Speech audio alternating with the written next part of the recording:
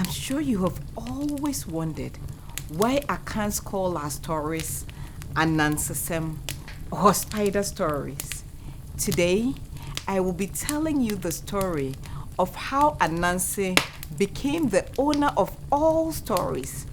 Shh! Ananse tree kasa. Relax and let me take you back to another place and time. Ananse Siso. Kweku Ananse was getting tired of hearing the name Nana Nyankopon. Every evening, gathered by the fireside, people would be telling stories about the heroic exploits of Nana Nyankopon. And Nana Nyankopon this, and Nana Nyankopon that. Nye, nye, nye, nye, nye. Couldn't even a day go by without his hearing the name Nana Nyankopon. And wouldn't it be rather nice to have the name Kweku Ananse on everyone's lips instead? Nana Nyankopon, Kweku Ananse. Nana Nyankopon, Kweku Ananse. Nana Nyankopon, Kweku Ananse. This to Ananse was no contest. Ananse's stories sounded way, way, way better than Nyankopon's stories.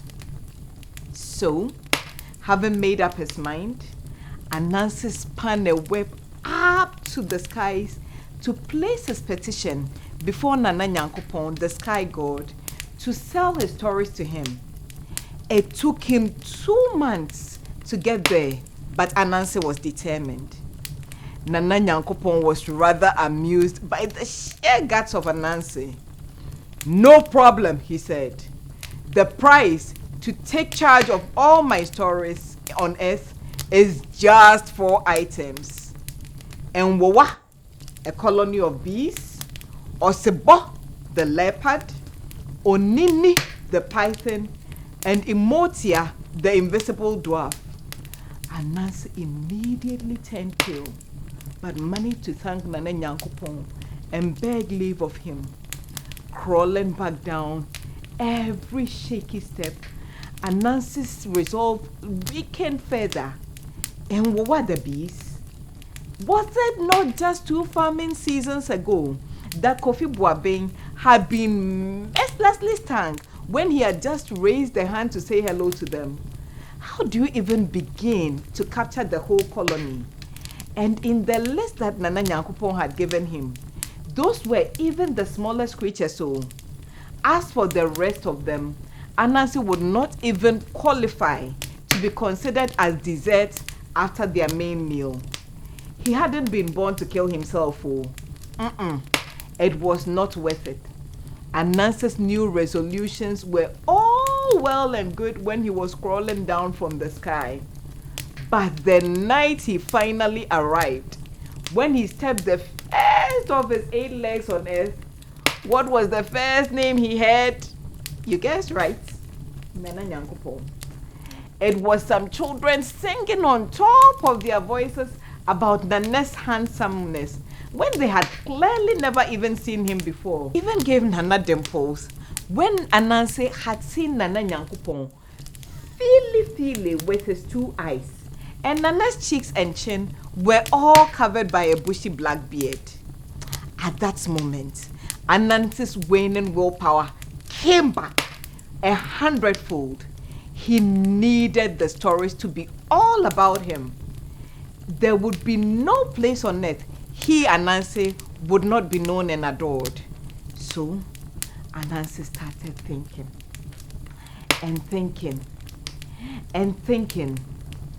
For 7 days and 7 nights, Ananse was thinking. He would not eat, he would not drink, he would not sleep, despite all attempts by his wife Aso to calm him down. By the 8th day, he had a plan in place.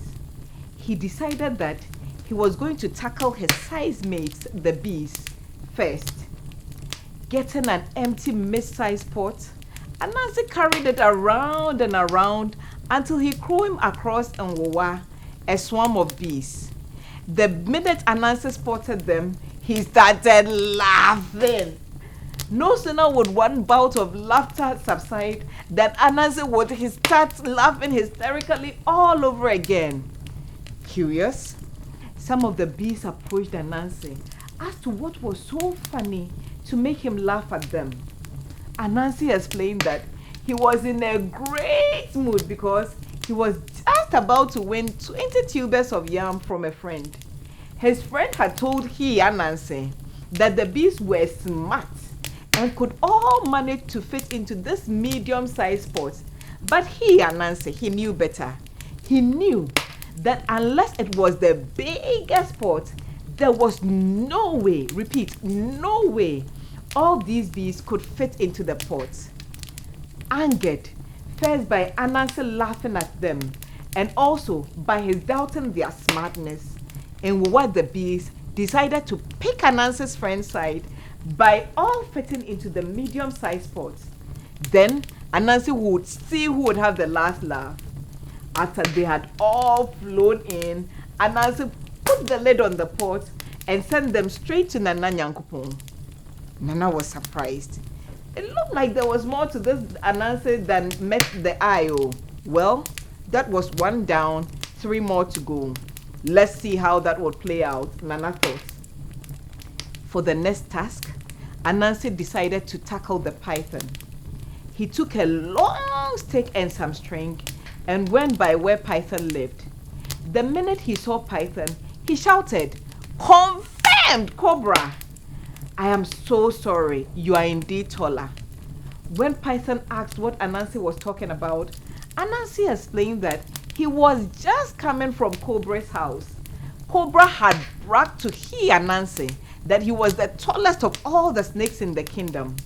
To prove his point, Cobra had gotten Ananse to measure him with this long stick Ananse was holding, and he had come up all the way to the last but one stamp on the stick. Ananse had been so sure that Python was taller than Cobra until he just saw him and realized that he was indeed shorter than Cobra. Or could it be that he just looked shorter because he had called himself round and round like that? Cobra is an uncouth braggart, Python scorned. So he did not even go all the way to the top of the stick, and he dare says he is the tallest of all snakes. Let me tell you, Ananse, that I am taller than the stick. Ananse pretended to doubt what Python was saying and asked if he was sure of that, since the stick was a rather long one.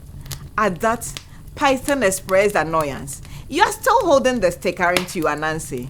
Why don't we just measure and see?" Ananse brought out the stick so that the debate of who was taller would be verified. When Python lay by the stick, Ananse immediately started clapping. "Hey, you are indeed taller than Cobra, but not as tall as this stick. Oh. Could it be because you are called up here? I want to know how to report your height back to Cobra. Or maybe I should just tie you to the stick to get your accurate height, since all the coils will then come out." Python gave Ananse permission to tie him up and get his true length. Once Python was all tied up, guess what happened next? Ananse just took him straight to Nana Nyankopon as the second of his 4 tasks. "Akadiaka," Nana Nyankopon said. "You still have 2 remaining tasks." For the 3rd task, Ananse spent a week following Osebo the leopard's tracks. One night, Ananse dug a deep pit by where Osebo the leopard passed every day. He then covered it with branches and came home. Upon his return to the pit the next morning, Ananse found leopard lying in the pit. "Oh, Osebo, what happened?" Ananse asked. Leopard expressed shock at the pit that seemed to have just happened overnight and asked Ananse for help as he was wounded. Ananse placed some sticks into the pit to help Leopard out, and just when exhausted Leopard took the last step out, Katipo! Ananse used a huge wooden plank to knock Osebo the leopard out, he tied him up tightly and delivered him up to Nana Nyankopon. At this point, Nana Nyankopon knew that Ananse was one determined young fellow. But then again, the last task was the hardest, because how do you catch Motia, the invisible dwarf? In his 7 straight days of thinking, Ananse had devised a plan. People whose children had reportedly been adopted by Motia the dwarfs had all mentioned that it happened around the Odum tree at the entrance of the Akwemu forest. People would be walking with children when whoosh, a big wind known as Motia Frama would blow. Invisible hands would grab the child to be seen no more. It was told that if you stood there long enough, you could even catch a glimpse of the Motia who abducted your child. The Odum tree was therefore a well-known stomping ground for the Motia.